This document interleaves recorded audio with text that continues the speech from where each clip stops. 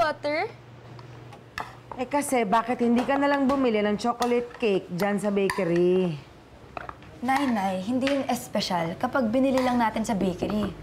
Gusto ko lahat special para sa birthday party ni Taytay. Oh, mauna na ako. Uwi ako ng maaga. At kakain tayo lahat sa labas, ha? Oo. Bye, Taytay! Love you! Love you! Oh, hindi ako nagpapahalatang alam kong may surprise party, ha? Huwag ka nang maingay. Kunyari na lang hindi mo alam. O, ayan. Pera mo. Sige. Bye-bye. Okay. Oh! Kaloy. Cynthia. Ma, alam muna kami, ha? Sige.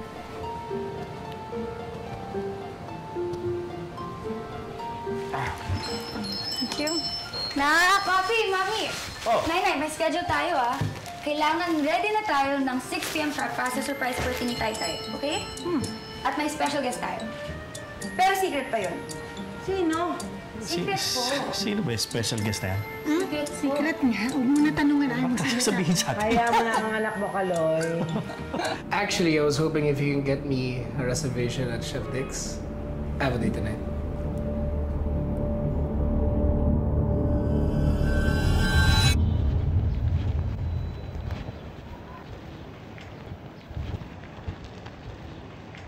Yes! Ang special guest ko! Shh, kumingay. Ano? Ano na? Wow! Ang waba mo ngayon, Tito, ah. Ikaw talaga, ano? Wala ka na naman pang-load, no? Wala po eh. Ayaw bigyan ni Mami ng pang-load. Kaya, luludan ako ng favorite tito ko. Sige, bigyan ko akin. Favorite pamangkin ng load. Hindi, kaso wala. 5 lang, pwede na yan. 5. 5 pesos! Oh. Wala na. Sorry. Okay lang, basta nandito si Tito. Kumusta dito? Everything's good. Tapan ko lang po yung Sige. basura.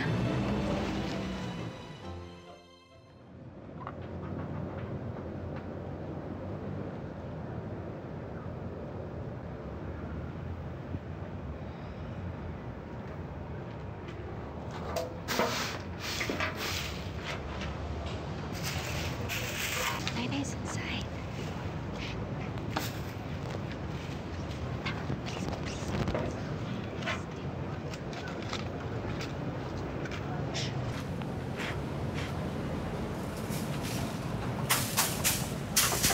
Oh, Nay, anong ginagawa niyo po dito?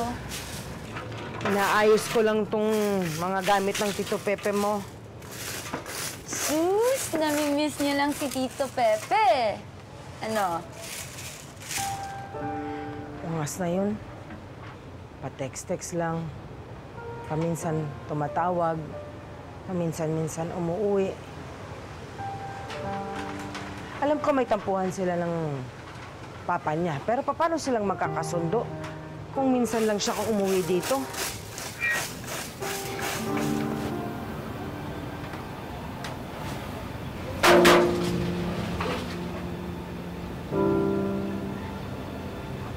Sorry, ma. Ma! Oh! Nais ka! Kailan ka pa ba dyan?